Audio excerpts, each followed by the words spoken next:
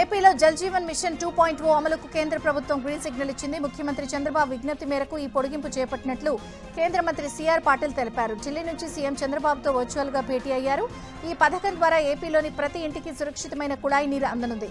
నీటి నాణ్యత పరీక్షల్లో డ్వాక్రా మహిళలను భాగస్వాములను చేయాలని, కలెక్టర్లతో సమావేశమై లక్ష్యాలను వేగంగా పూర్తి చేయాలని సిఆర్ పాటిల్ సూచించారు.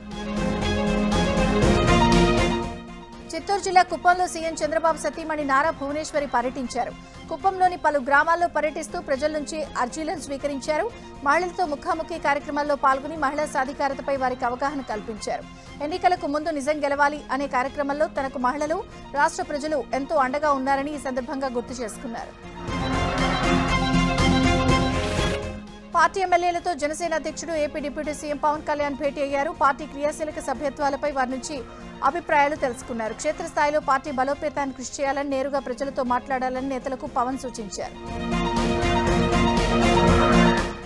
భీమవరంలో ప్రతి గ్రామానికి స్వచ్ఛమైన త్రాగునీరు అందిస్తున్నామని డిప్యూటీ స్పీకర్ రఘురాం కృష్ణంరాజు తెలిపారు. బంటుమిల్లిలో కెనరా బ్యాంక్ వారి సహకారంతో నిర్మించిన మైక్రో ఫిల్టర్ను ఆయన ప్రారంభించారు. ఇప్పటికే నియోజకవర్గంలో ప్రతి గ్రామంలో మైక్రో ఫిల్టర్లు ఏర్పాటు చేశామని, దీని ద్వారా గ్రామాల్లోని ప్రజలకు స్వచ్ఛమైన త్రాగునీరు అందిస్తున్నామన్నారు. ప్రజల జీవితాల్లో ఒక భాగమైన రూరల్ డెవలప్మెంట్ ట్రస్ట్ ఆర్డీటీ సేవలు నిరంతరాయంగా అందేలా చూస్తానని అన్నారు నారా లోకేష్. కేంద్ర ప్రభుత్వంతో సంప్రదింపులు జరిపామంటూ ట్వీట్ చేశారు.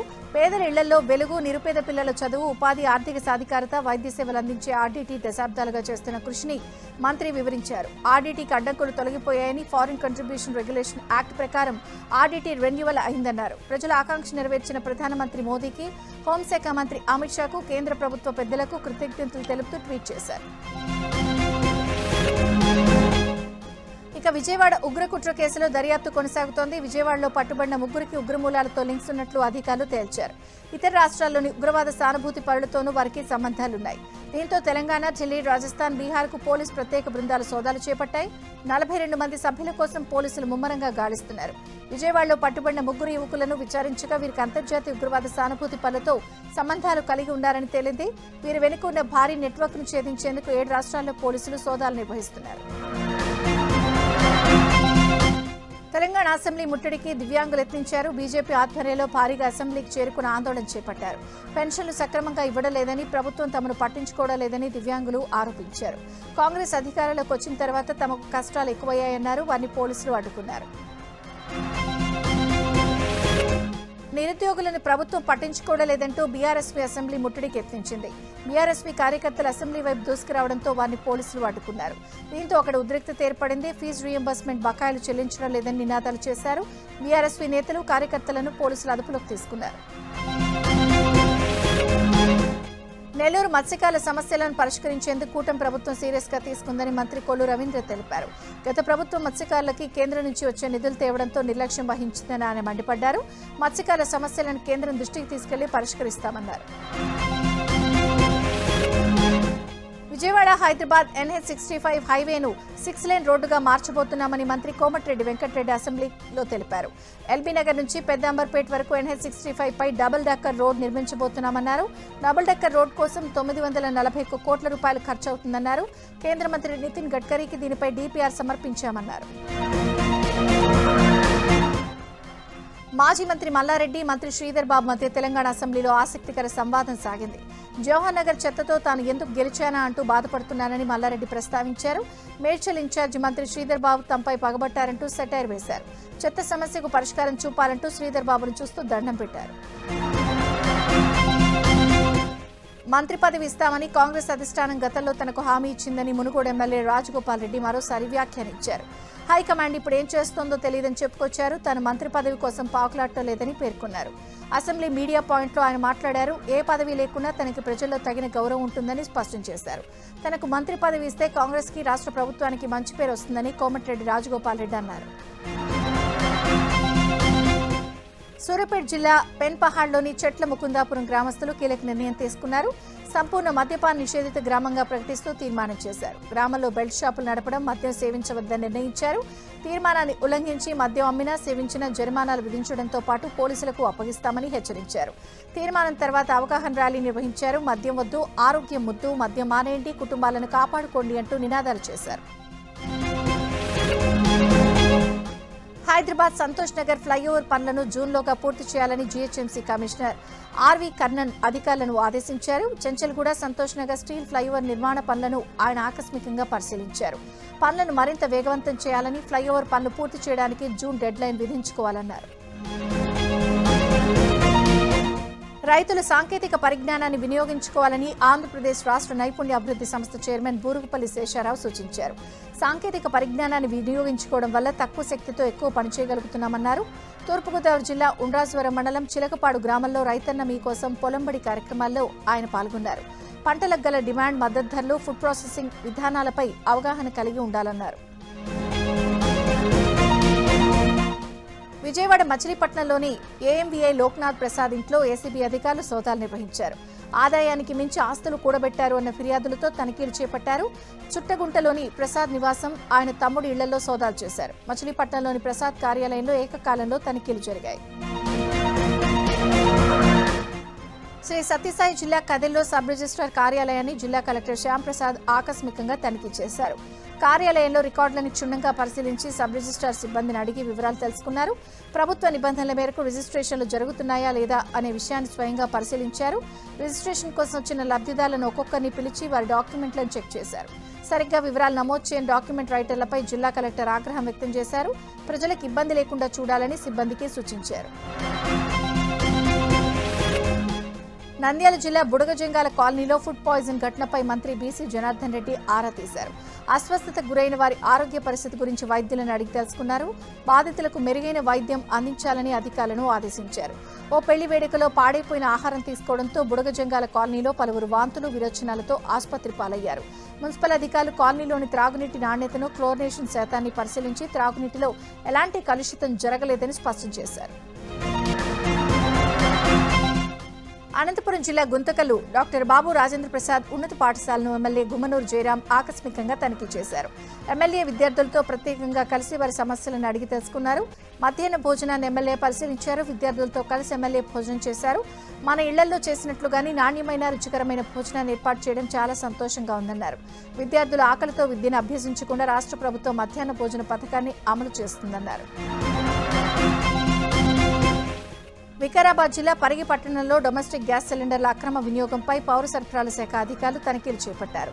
జిల్లా పౌర సరఫరాల సహాయ అధికారి తుక్యా నాయక్ తన బృందంతో కలిసి పలు హోటళ్లు, ఫాస్ట్ ఫుడ్ సెంటర్లలో విస్తృత తనిఖీలు నిర్వహించారు. గృహ అవసరాలకు వాడాల్సిన డొమెస్టిక్ సిలిండర్ల నిబంధనలకు విరుద్ధంగా హోటళ్లలో వినియోగిస్తున్నట్లు గుర్తించారు. ఈ తనిఖీల్లో మొత్తం 13 అక్రమ డొమెస్టిక్ సిలిండర్లను సీజ్ చేసి గ్యాస్ గోదాముకు తరలించారు. ప్రభుత్వం సబ్సిడీపై ఇస్తున్న గ్యాస్ను వ్యాపార అవసరాలకు వాడితే కఠిన చర్యలు తీసుకుంటామని అధికారులు హెచ్చరించారు. కర్నూలు జిల్లా పత్తికొండలో గ్యాస్ కోసం వినియోగదారులు ధర్నా చేపట్టారు. గ్యాస్ ఏజెన్సీ నిర్వాహకులు తమను ఇబ్బందులు పెడుతున్నారని ఆవేదన వ్యక్తం చేశారు. గ్యాస్ బుక్ చేసి 10 రోజులవుతున్నా పట్టించుకోవడం లేదని ఆగ్రహం వ్యక్తం చేశారు. గ్యాస్ కొరత పేరుతో బ్లాక్లో విక్రయిస్తున్నారని మండిపడ్డారు. ములుగు జిల్లా వెంకటాపురం పెట్రోల్ బంకుల్లో నో స్టాక్ బోర్డులు పెట్టారు. దీంతో పెట్రోల్ లేక వాహనదారులు తీవ్ర ఇబ్బందులు పడుతున్నారు. ఇదే క్రమంలో కొందరు దుకాణదారులు పెట్రోల్ను భారీ స్థాయిలో నిల్వ ఉంచుకుని ఎక్కువ ధరకు విక్రయిస్తున్నారని వినియోగదారులు ఆవేదన వ్యక్తం చేస్తున్నారు.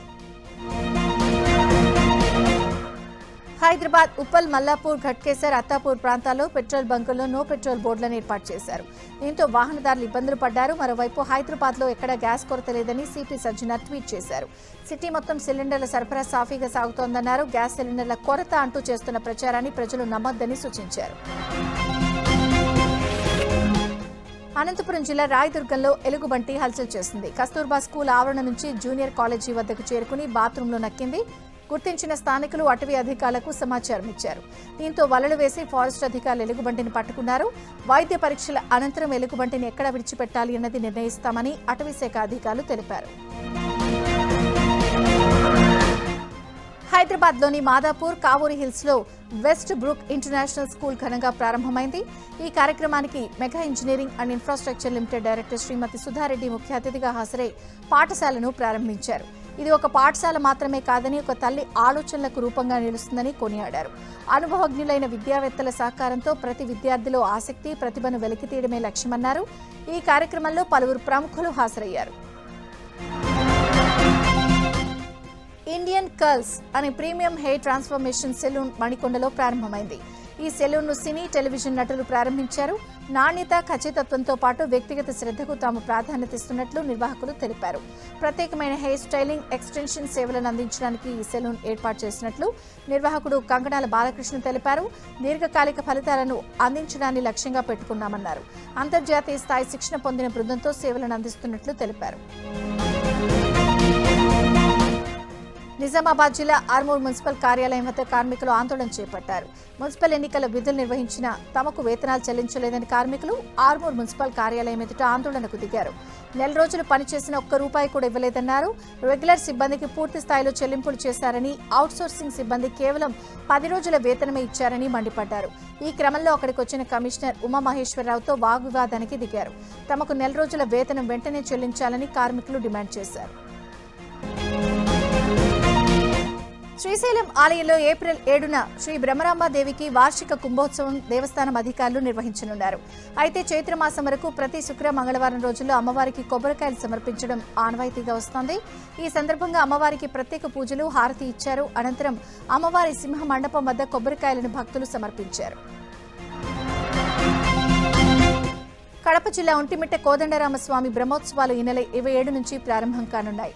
బ్రహ్మోత్సవాల్లో భాగంగా స్వామివారి ఆలయంలో కోయిల ఆళ్వార్ తిరుమంజన కార్యక్రమాన్ని వేద పండితులు నిర్వహించారు.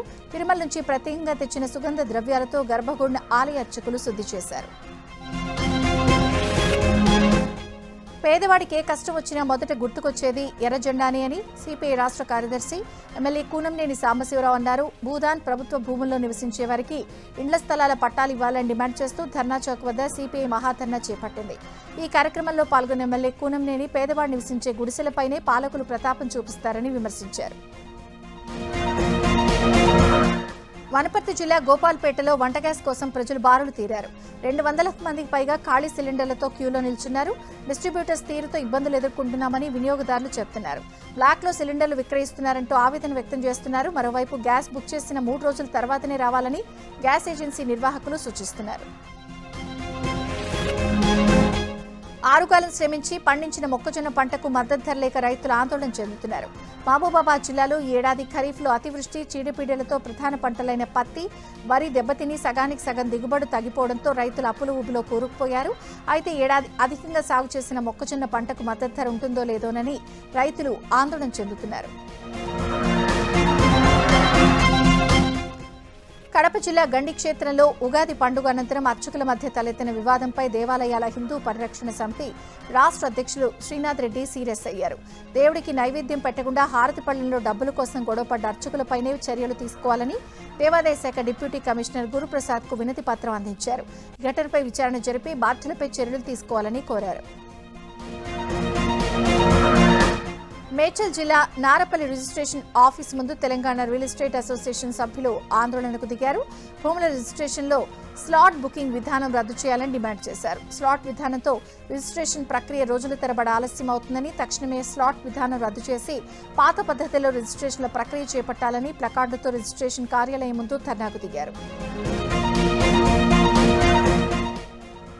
నేరేడ్మెట్లో 10వ తరగతి మాత్రమే చదివి డెంటల్ సర్జన్గా చలామణి అవుతున్న రమేష్ కుమార్ అనే నకిలీ వైద్యుడిని ఎస్ఓటీ పోలీసులు పట్టుకున్నారు. గత 22 ఏళ్లుగా అంజలిక డెంటల్ క్లినిక్ పేరుతో 2 బ్రాంచులు నిర్వహిస్తూ ప్రజలను మోసం చేస్తున్నాడు ఈ ఫేక్ డాక్టర్. సమాచారం అందుకున్న పోలీసులు దాడి చేసి అతన్ని అరెస్ట్ చేశారు.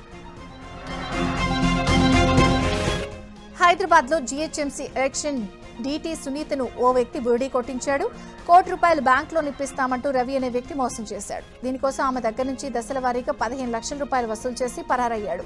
దీంతో సునీత పోలీసులకు ఫిర్యాదు చేసింది. అయితే ఓ కేసులో అనంతపురంలో జైల్లో రవి ఉన్నాడు. అతను జైలు నుంచి బయటకు రాగానే పోలీసులు పట్టుకుని రిమాండ్కు తరలించారు. భద్రాద్రి కొత్తగూడెం జిల్లా అశ్వరావుపేట మండలంలో దారుణం చోటు చేసుకుంది. ఊట్లపల్లి గ్రామంలో కాలం చెల్లిన కూల్ డ్రింక్స్ తాగి చిన్నారులు ఓ మహిళ అస్వస్థతకు గురయ్యారు. వాంతులు, విరోచనాలతో ఆసుపత్రిలో చేరారు. కాలం చెల్లిన కూల్ డ్రింక్ తాగడంతో ఫుడ్ పాయిజన్ అయినట్లు వైద్యులు గుర్తించారు. సకాలంలో ఆసుపత్రికి తీసుకురావడంతో ప్రాణాపాయం తప్పిందన్నారు. కూల్ డ్రింక్ డీలర్పై చర్యలు తీసుకోవాలని బాధితులు డిమాండ్ చేస్తున్నారు. చట్టసభల్లో మహిళలకు 33% కోటా కల్పించే దిశగా కేంద్ర ప్రభుత్వం అడుగులు వేస్తోంది. రేపు కేంద్ర కేబినెట్ సమావేశంలో మహిళా రిజర్వేషన్ల కోసం రాజ్యాంగ సవరణ బిల్లుకు ఆమోదముద్ర వేసే అవకాశం ఉంది. అలాగే నియోజకవర్గాల పునర్విభజన ప్రక్రియ బిల్లుకు సైతం ఆమోదం తెలిపే అవకాశం ఉందని ప్రచారం జరుగుతోంది.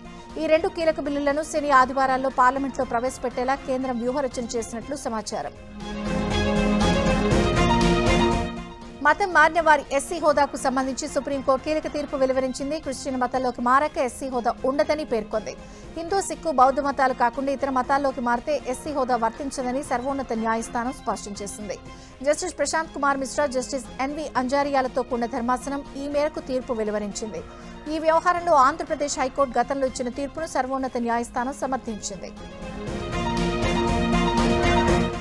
పశ్చిమాసియాలో తలెత్తిన పరిణామాలపై కేంద్ర ప్రభుత్వం రేపు అఖిలపక్ష సమావేశం నిర్వహించనుంది. ఈ సమావేశానికి ప్రధానమంత్రి నరేంద్ర మోదీ అధ్యక్షత వహించనున్నట్లు ప్రభుత్వ వర్గాలు తెలిపాయి. ఈ సమావేశంలో రాజ్యసభలో విపక్ష నేత మల్లికార్జున ఖర్గే, లోక్సభలో విపక్ష నేత రాహుల్ గాంధీ సైతం హాజరయ్యే అవకాశం ఉంది. ఇరాన్, అమెరికా, ఇజ్రాయెల్ మధ్య యుద్ధం 4వ వారానికి చేరుకోవడం, ఆ ప్రభావం భారత్లో చమురు, గ్యాస్ పంపిణీపై పడుతూ ఉండడంపై పార్లమెంట్లో సమగ్ర చర్చ జరగాలని విపక్షాలు పట్టుబడుతున్నాయి. ఈ నేపథ్యంలో యుద్ధ ప్రభావంతో దేశం ఎదుర్కొంటున్న సవాళ్లపై ప్రధానమంత్రి ఉభయ సభల్లోనూ మాట్లాడారు. ఈ క్రమంలో పార్లమెంట్లో చర్చకు మారుగా అఖిలపక్ష సమావేశం ఏర్పాటుకు కేంద్రం నిర్ణయం తీసుకున్నట్లు తెలుస్తోంది. దేశంలో ఎల్పీజీ కష్టాలను తీర్చేందుకు కేంద్రం చర్యలను ముమ్మరం చేసింది. ట్రంప్ యుద్ధ విరామం ప్రకటన తర్వాత 45,000 మెట్రిక్ టన్నులతో పైన గ్యాస్ నౌక 47,600 మెట్రిక్ టన్నుల గ్యాస్తో జగ్వసన్ షిప్ హార్ముజ్ జలసంధిని దాటాయి. మరో 4 రోజుల్లో 2 నౌకలు భారత్కు రానున్నాయని కేంద్ర షిప్పింగ్ శాఖ అధికారులు తెలిపారు. 2 నౌకలకు ఎస్కార్ట్గా నేవీ సిబ్బంది ఉన్నట్లు వెల్లడించారు. బీజేపీ నేత కొంపళ్ల మాధవీలత ఢిల్లీ విమానాశ్రయంలో పూజలు చేశారు. మహిళల ప్రేయర్ రూమ్లోకి వెళ్లిన మాధవీలత దుర్గాస్తుతిని ఆలపించారు. భారతదేశం ఆరాధన విలువలకు నిలయమని, అలాంటి దేశంలో ప్రార్థనలకు కేటాయించిన గదులను పుణ్యక్షేత్రంగా పరిగణించాలంటూ ఎక్స్ వేదికగా తెలిపారు. ఢిల్లీ విమానాశ్రయంలో దుర్గాస్తుతిని చేయడం ఎంతో సంతోషాన్నిచ్చిందన్నారు.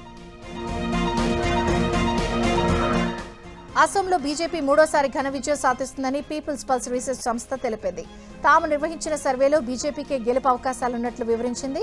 ప్రతిపక్ష కూటమిలో ఐక్యత లోపించిందని, ఎన్డీఏ ప్రభుత్వంపై వ్యతిరేకత కనిపించడం లేదని విశ్లేషించింది.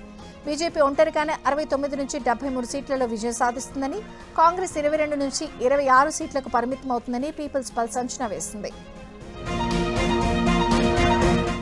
ప్రస్తుతం దేశంలో సరిపడా ఇంధన నిల్వలు ఉన్నాయని ప్రధాని మోదీ రాజ్యసభలో వెల్లడించారు. హార్ముజ్ జలసంధి నుంచి చమురు నౌకలు భారత్ సురక్షితంగా వస్తున్నాయన్నారు.